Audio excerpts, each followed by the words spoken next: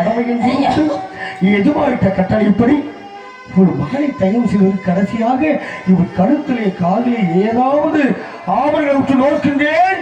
எல்லாம் ஒழுங்கு செய்யலாண்டவா.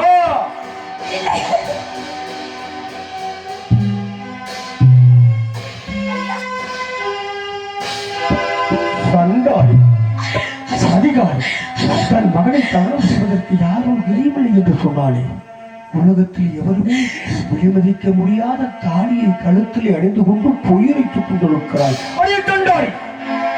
தன் மகனை தகனம் செய்வதற்கு யாதொரு கலியும் என்று சொன்னாயே உலகத்தில் எவருமே விலை மதிக்க முடியாத தாலியை கழுத்தில் அணிந்து கொண்டிருக்கிறார்.